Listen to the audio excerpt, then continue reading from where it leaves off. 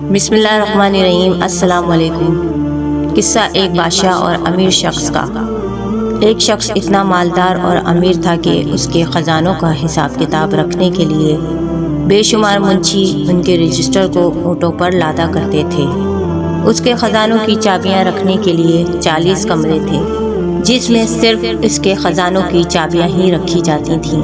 جب کسی ملک میں کوئی مسئلہ درپیش آتا یا قحط پڑتا تو اس ملک کے بادشاہ اس امیر شخص سے درخواست کرتے تھے کہ اے امیر، ہماری مدد کے واسطے کچھ غلہ اور اناج بھیج دیجیے، تو وہ امیر شخص اپنے ہزاروں اونٹوں پر اناج لاد کر بھجوا دیا کرتا تھا۔ اس کے منشی گھبرا جاتے تھے کہ اتنی خیرات، تو وہ امیر شخص مسکرا کر کہتا، اگر سمندر میں سے ایک قطرہ کم ہو جائے تو ہمارا کیا جائے گا۔ ایک دن امیر شخص نے ایک بہت بڑے بادشاہ کی دعوت کی۔ بادشاہ تھوڑا شیخی خور تھا اور شیخی مارتے ہوئے بادشاہ کہنے لگا، ہمارے محل میں دروازے اور کھڑکیاں سونے کی ہیں۔ امیر شخص ہنس پڑا اور بولا، بادشاہ سلامت، ابھی آپ جن برتنوں میں کھانا کھا رہے ہیں یہ تمام برتن سونے کے ہیں، اور ہمارے یہاں کا رواج ہے کہ ایک مرتبہ جس برتن میں کھانا کھا لیا جائے تو اس میں دوبارہ نہیں کھایا جاتا، اور پھر ان سونے کے برتنوں کو دان کر دیا جاتا ہے۔ بادشاہ کو امیر کی یہ بات ناگوار گزری اور سخت برا مانا، اور پھر کہنے لگا، میں آپ کی دولت دیکھ کر حیران ہوں کہ آپ کا ذریعہ آمدن کیا ہے اور آپ حکومت کو کتنا ٹیکس دیتے ہیں۔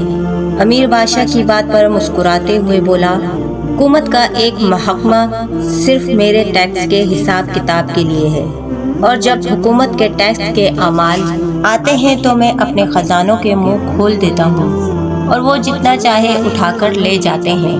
یہ سن کر بادشاہ بہت حیران ہو گیا اور جاتے وقت مکاری سے بولا، آپ کی دولت اور شان و شوکت کا کوئی جواب نہیں، اور میں نے آپ جیسا آج تک نہیں دیکھا۔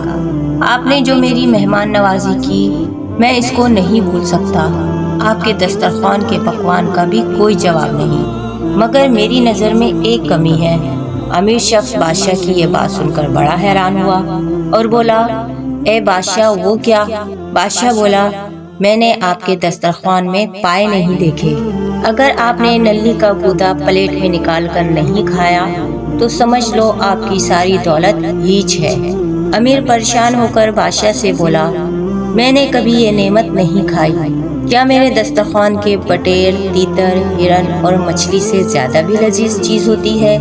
بادشاہ جان گیا کہ اس کا تیر نشانے پر لگا ہے اور مکاری سے مسکراتے ہوئے بولا، اے امیر شخص، آپ پریشان نہ ہو، میں ایک باورچی 7 بھینسوں کے آپ کے پاس بھیج دوں گا، وہ آپ کے دسترخوان پر اس نعمت کا اضافہ کر دے گا۔ امیر بادشاہ کی بات سے متاثر ہوا اور اس کو بے تحاشا تحفے تحائف دے کر رخصت کیا۔ بادشاہ اپنے ملک پہنچتے ہی اپنے خفیہ سپاہیوں کو بلوا کر کہا، ایک اعلیٰ ترین سپاہیوں کی ٹیم کو باورچی کے ہمراہ سارنگ وادی کے امیر شخص کے گھر بھیجو، وہ بہت دولت مند ہے، مجھے اس امیر شخص کی دولت کا راز چاہیے، آخر اس کے پاس اتنی دولت کہاں سے آئی؟ پھر بادشاہ باورچی سے مخاطب ہو کر کہنے لگا، جاؤ اور اس کو اتنے مزیدار پائے اور نان پکا کر کھلاؤ کہ وہ کھا کر مدہوش ہو جائے، اور پھر اسی سمے میرے خفیہ سپاہی اپنے جاسوسی سے اس امیر شخص کی دولت کا راز تلاش کریں گے۔ اگلے دن سپاہیوں کی یہ خفیہ ٹیم بھینسوں اور باورچی کے ساتھ روانہ ہو گئے۔